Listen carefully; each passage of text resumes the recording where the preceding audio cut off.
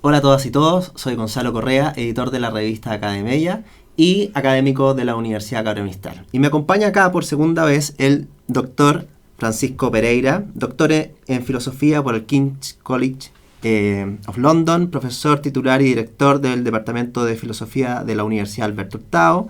Entre los años 2018 y agosto del 2022 se desempeñó como presidente de la Asociación Latinoamericana de Filosofía Analítica, miembro activo del grupo de investigación Santiago Mind and Cognition Research Group. ¿Cómo está, Francisco? Muchísimas gracias. Muy bien, Gonzalo, y muchas gracias por la invitación a seguir conversando sobre temas que me imagino nos apasionan a los dos. Sí. Hay una pregunta que me quedó pendiente de la entrevista pasada, que es ¿cuál es la diferencia a propósito de la similitud temática entre la filosofía analítica y la psicología? Sí, esa es una excelente pregunta, una pregunta que desde un punto de vista personal yo creo que he ido repensando acerca de cómo contestarla. Yo creo que para contestarla primero tengo que circunscribirme al ámbito en el cual me desenvuelvo, la filosofía de la percepción, la filosofía de la mente, la epistemología, el pensamiento de Hume. Y si vamos a esas áreas en particular, después puedo ampliar el campo, nos damos cuenta que la relación que existe entre la reflexión filosófica y la psicología y, por ejemplo, la neurociencia, es una relación estrecha, es una relación fructífera. Y eso, claro, motiva tu pregunta, en el fondo. ¿Cómo podemos diferenciar o qué es lo distintivo de la filosofía respecto de la aproximación psicológica? Tengo una pregunta, o sea, no una pregunta, una respuesta políticamente incorrecta respecto de este tema. Son las mejores. Sí, por una parte, creo que efectivamente la filosofía es autónoma de la psicología y de la neurociencia.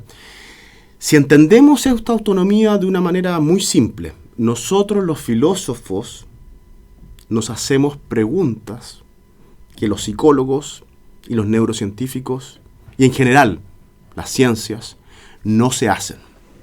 Nos hacemos preguntas como ¿cuál es la naturaleza de la causalidad? Por supuesto que el psicólogo va a dar constantemente explicaciones causales, por ejemplo, del comportamiento de un individuo. Por supuesto que el neurocientífico va a intentar estipular correlaciones, en algunos casos, o incluso interacciones causales entre la activación de ciertas áreas neurales y otras áreas neurales en el cerebro. Pero ellos no se van a preguntar si existe o no la causalidad, cuál es su estatuto, cuál es su lugar en el mundo. Si es algo que es independiente de nuestra percepción o es algo que inferimos a partir de lo que podemos observar y que simplemente sirve como una herramienta explicativa para predecir, para tener creencias acerca del futuro, para tener creencias acerca de lo que no podemos ver. Entonces, parte de mi respuesta es decir, hay autonomía de la filosofía respecto de las ciencias. Otro ejemplo, los filósofos nos preguntamos si existen o no los números y qué son. Los matemáticos no se preguntan si existen o no los números. Los utilizan siempre. Los utilizan, pueden ser realistas respecto a los números, pueden ser ficcionalistas respecto de los números y pensar que son ficciones útiles también, etcétera, etcétera. Los filósofos no hacemos esas preguntas. Entonces, hay una autonomía que tiene que ver con las preguntas que hacemos y el método que utilizamos para enfrentar esas preguntas. En el capítulo anterior conversábamos sobre los experimentos mentales. Claro. En la ciencia no se hacen experimentos mentales, se hacen experimentos. Exacto. En la filosofía sí se puede hacer experimentos Exacto. mentales. Y muchas veces en la ciencia estos experimentos mentales, estos gatilladores de intuiciones, funcionan como la parte previa a la implementación de un experimento en laboratorio. Entonces, claro, ¿hay una autonomía metodológica ahí? Sí. Pero el trabajo científico se evalúa sobre la base de lo que hacemos en el laboratorio o lo que hacemos en una intervención social, dependiendo de la disciplina, etc. Ahora, la autonomía en juego, en un sentido profundo, es lo que es políticamente incorrecto en mi caso. O sea, yo hoy día trabajo en un departamento de filosofía, soy director de un departamento de filosofía, pero gran parte de mi investigación, creo yo, la podría llevar a cabo en un departamento de psicología sin problemas. No me dedico a la psicología clínica, pero sí me dedico a investigar las causas de ciertos fenómenos mentales, por ejemplo. Y uno se pregunta, bueno, ¿hay autonomía de la filosofía? Yo digo sí, porque nos preguntamos cuestiones distintas, pero vamos más a fondo. Vamos al asunto. Si nos interesa la conciencia, si nos interesan las emociones, si nos interesa la mente humana en general, el asunto que estamos intentando comprender a cabalidad parece ser el mismo para el filósofo, para el psicólogo, para el neurocientífico. Esto no quiere decir que la filosofía sea reductible a la psicología o que el discurso psicológico sea reductible al discurso neurocientífico, pero sí quiere decir que en cuanto a disciplinas, cada una de ellas proporciona un acceso limitado a información que nos permite comprender de mejor forma ese asunto. Entonces, no creo que la filosofía tenga autonomía en ese sentido. Nos estamos preocupando acerca de lo mismo. Queremos entender un fenómeno equivalente, pero lo hacemos desde diversas perspectivas que son intrínsecamente limitadas. Precisamente en relación a la pregunta de cuál es la diferencia entre la filosofía, en particular la filosofía analítica, y la psicología, está este texto que vas a publicar próximamente, ¿no? Que es sobre conciencia y atención, que son temas de la psicología, ¿no? Sí, sí. No exclusivos de la psicología, pero parte sin duda, de los asuntos de la psicología. ¿De qué es lo que hablamos cuando hablamos conciencia, ¿no? Porque en el texto que vas a publicar próximamente, das varias definiciones de conciencia y deben, me imagino, quedar varias fuera. Exactamente. Bueno, hay textos que he publicado y otros en los que estoy trabajando, pero bueno, ahí está el trabajo filosófico. Habría que preguntarse si un psicólogo o un neurocientífico se preguntan en el laboratorio al hacer experimentos cuáles son los usos, por ejemplo, de la expresión conciencia en contextos cotidianos. No nos preguntamos cuáles son los usos de la claro. conciencia, pero sí nos preguntamos, por ejemplo, o no sé si nos preguntamos, pero sí analizamos si es que hay conciencia o no. Claro. Los estados de la conciencia, vigilia, ahí, onivulación. claro, ahí hay un punto de partida, en el fondo. A modo de ejemplo, yo en el texto que tú pudiste mirar, que ya está publicado hoy, pero no... ya está publicado. Ya está publicado, sí. Hace un tiempo en una introducción a la filosofía de las ciencias cognitivas, editada por Lisa Skidelki, una filósofa argentina.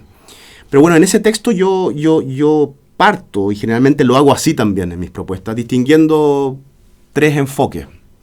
Uno, que hay una forma muy coloquial de hablar de conciencia cuando yo digo Gonzalo está consciente.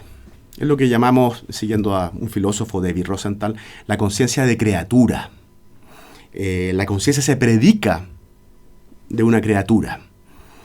Y esto sirve para delimitar, por ejemplo, casos en que una criatura, sea un humano, un animal no humano, se encuentra en estado comatoso.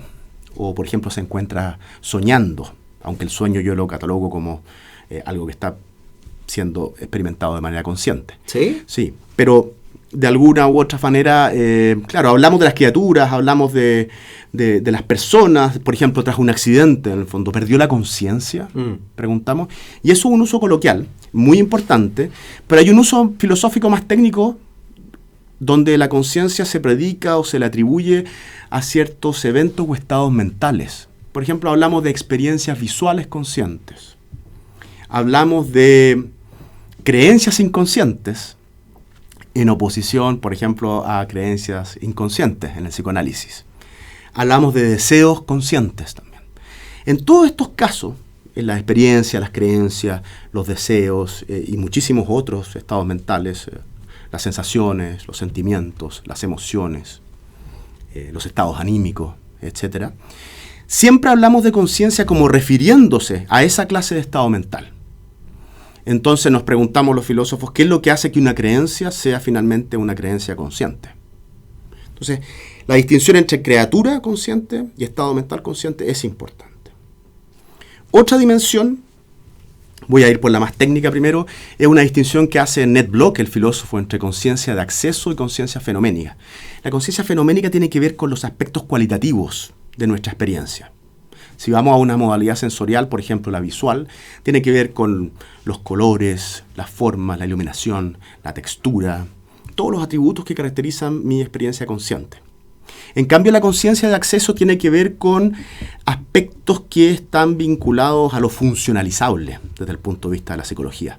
Tiene que ver con la información a la cual yo accedo para la planificación racional del pensamiento y de la conducta.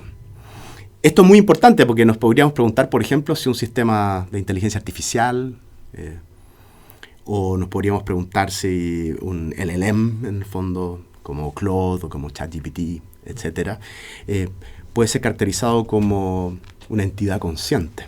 Y uno podría tener la intuición, habría que analizarla, de que hay conciencia ahí en términos de la implementación de ciertos atributos de inteligencia que permiten resolver problemas, planificar acciones, predecir comportamientos, pero que no hay conciencia en lo que se refiere a lo cualitativo, al cómo se siente.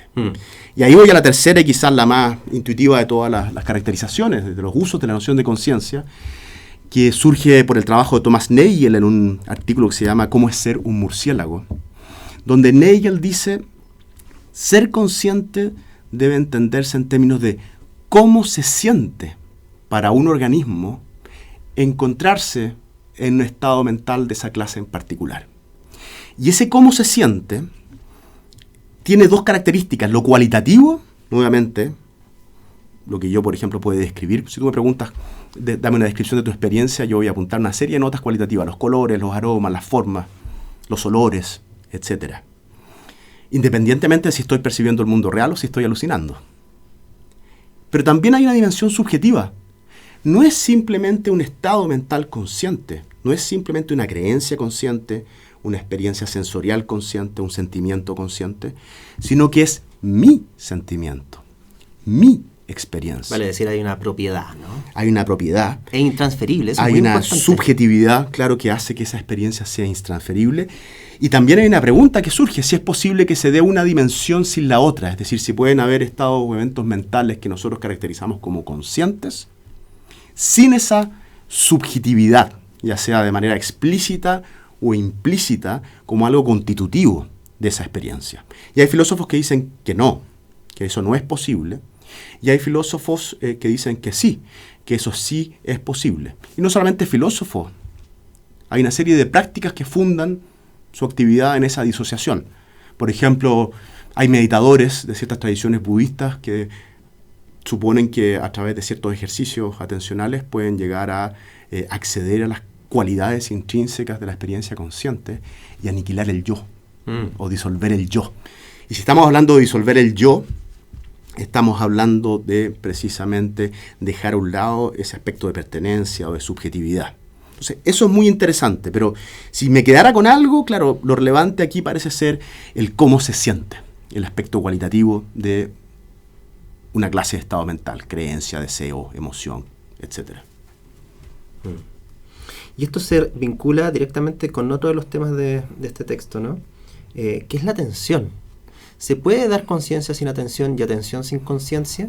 Claro, eso es una gran pregunta y nuevamente es bastante útil para partir por clarificaciones conceptuales. Sí, ¿qué se entiende por atención? Atención, claro. Otra palabra que nosotros ocupamos en el lenguaje cotidiano a diario. Uno se lo dice a los estudiantes: pon atención. Pongan atención. O ahora hablamos en el contexto más clínico, más médico, de todos los problemas asociados al aprendizaje debido al déficit atencional, por ejemplo. Es interesante eso, perdón que te interrumpa. ¿Sí?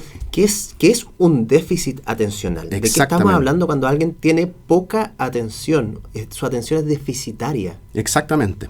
Y si podemos determinar ese déficit sobre la base, por ejemplo, de un análisis de ciertos factores empíricos, marcadores biológicos, el cerebro de una persona, su sistema nervioso central, o si los reportes de esa persona, el cómo se siente, si es que olvida las cosas fácilmente, si es que no puede poner atención, si es que es muy disperso a la hora de realizar ciertas actividades, si es que mueve los pies mucho, etcétera, son constitutivos o no de esas, comillas, deficiencias, si es que la es. Pero claro, y digo cosas cotidianamente como me doy cuenta que, o ahora me llama la atención que mi amistad siempre se comporte así cuando ella está. Cuestiones coloquiales de ese tipo. Entonces, ¿qué es lo que es la atención? Bueno, una forma de partir la cuestión es utilizando a William James. William James, en los principios de la psicología, dice algo muy interesante. Dice, todos sabemos qué es lo que es la atención. Y uno dice, momento, si todos sabemos qué es lo que es la atención, dejemos los textos a un lado, dejemos los laboratorios a un lado y seguimos adelante. No es un problema genuino porque todos estamos familiarizados con el fenómeno. Y James dice, momento, todos lo sabemos en un sentido análogo a todos sabemos lo que es el tiempo. Lo que es el tiempo, porque lo experimentamos, o todos sabemos lo que es el dolor, porque lo sentimos, y de hecho llegamos a un servicio de urgencia y nos pregunta, ¿cuánto te duele en una escala de 1 al 10? Y nosotros contestamos y las respuestas son tomadas seriamente por los médicos. Entonces, hay un sentido en que todos estamos familiarizados con el fenómeno. Y si entramos en esa familiaridad nos damos cuenta que, para James al menos, atender es un modo de ser consciente, un modo que es particularmente selectivo, es decir, seleccionamos algunos elementos y no otros en el flujo de la conciencia, y es un elemento contrastivo. Aquí está la diferencia entre foreground y background, como en la tradición angloamericana, muy importante para la psicología de la Gestalt, muy importante para la New Look Psychology, en el fondo, donde hay ciertos rasgos en el fondo que se privilegian. Entonces, estamos escuchando jazz, por ejemplo. Te invito a escuchar jazz. Estamos escuchando un tema de Charles Mingus en una banda y de pronto yo te digo, pongamos atención a la batería. Cuando tú pones atención a la batería hay una transformación cualitativa de tu experiencia. Es una experiencia muy diversa o muy distinta a la que tendríamos si yo te dijera pongamos atención a el contrabajo. Entonces, eso es algo importante. Y eso es una cuestión intuitiva, sí. Perdón que te interrumpa. Husserl describe la atención como un foco, ¿no? Que es capaz de iluminar distintas partes de un mismo escenario, ¿no? Claro. No, eso es un elemento contractivo. En el fondo, muchas veces lo llaman un destacador. Es como el destacador que ocupamos para iluminar, literalmente, la sección de un texto que estamos estudiando. Para destacarlos, para ponerle más atención. Para destacarlo. Lo importante es que en toda esa discusión la atención es considerada como una forma muy particular de ser consciente, de otorgarle más relevancia a algunos elementos que experimentamos conscientemente por sobre otros. Y bueno, luego hay teorías filosóficas sobre la atención y hay teorías científicas sobre la atención. Para no alargarme te doy ejemplos nomás, en el fondo hay teorías reductivas. Las teorías reductivas generalmente lo que pretenden es identificar o al menos vincular funcionalmente lo que nosotros llamamos atender con la acción de un mecanismo en el cerebro, en el sistema nervioso central.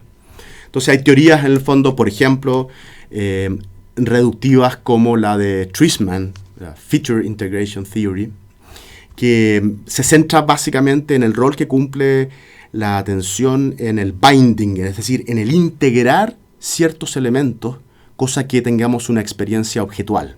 Entonces hay colores, formas, texturas, y lo que hace la atención, el rol de la atención, es precisamente integrar todas estas propiedades que están aisladas para que nosotros las experimentemos como propiedades pertenecientes a un objeto. Hay otras teorías como las del filósofo Jesse Prince, empíricamente informadas, que creen que la atención está anclada a la función de un mecanismo específico en el cerebro.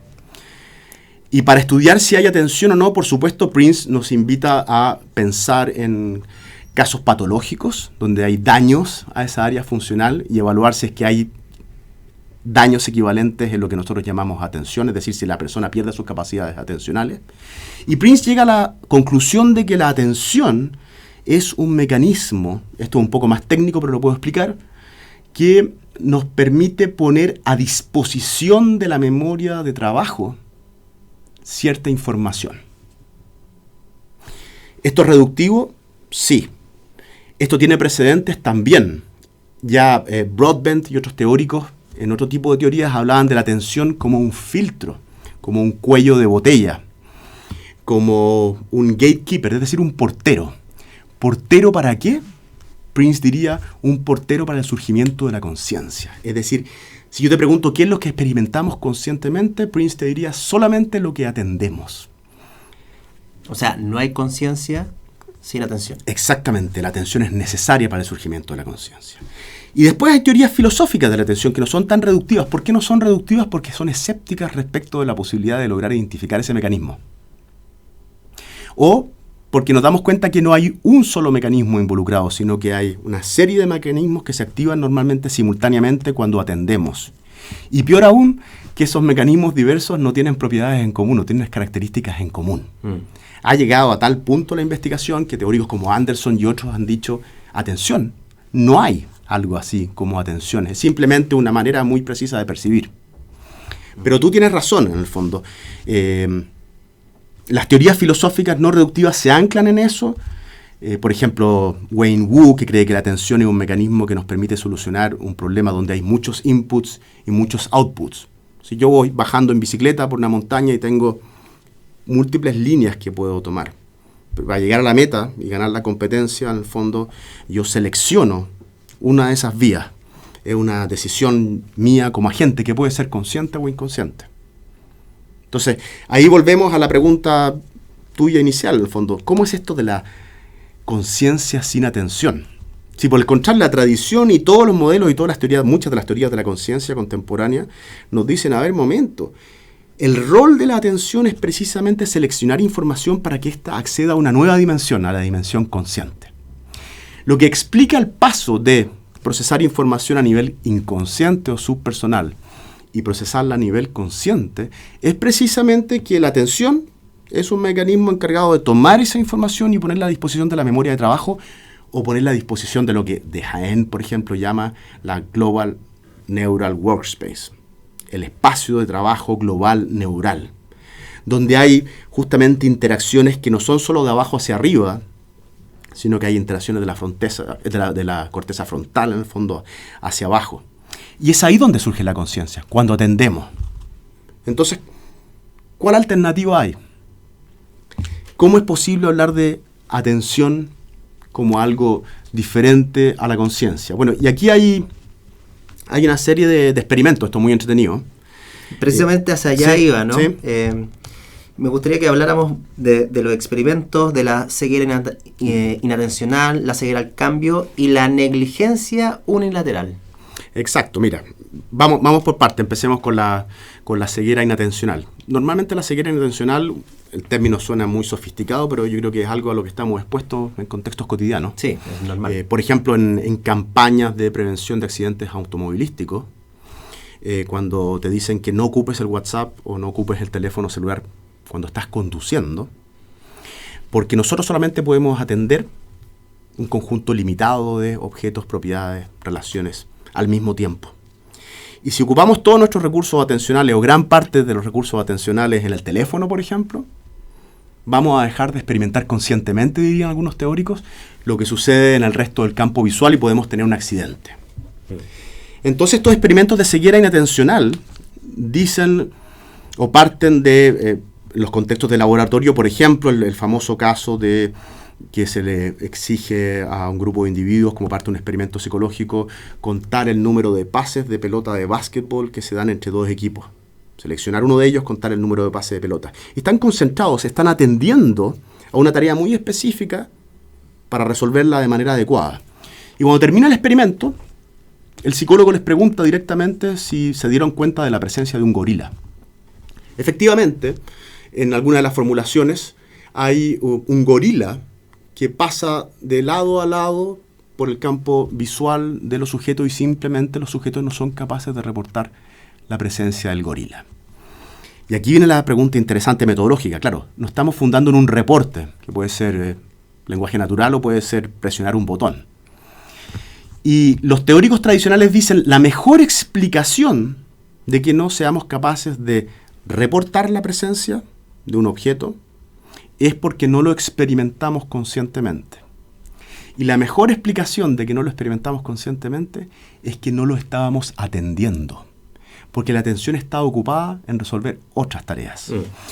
Lo mismo pasa con la ceguera al cambio. La ceguera al cambio, en el fondo, normalmente tenemos una imagen, tenemos lo que los psicólogos llaman una máscara, y después otra imagen en pocos milisegundos, y se nos pregunta sobre la diferencia que existe entre ambas imágenes. Y no somos capaces de reportarla. dentro de un campo acotado de tiempo, por supuesto.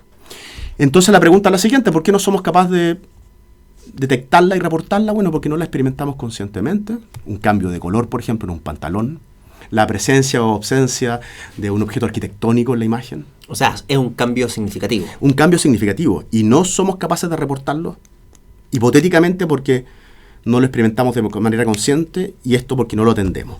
Esa es la lectura estándar. Pero hay una serie de teorías de la conciencia e interpretaciones paralelas que son consistentes con la evidencia y que sugieren todo lo contrario. Que la atención no es el mecanismo encargado de hacer que una experiencia sea experimentada conscientemente. La atención es un mecanismo independiente. Y la mejor explicación por la cual nosotros no reportamos, por ejemplo, la presencia del gorila en la imagen, es porque no lo atendemos. No es porque no lo experimentamos conscientemente.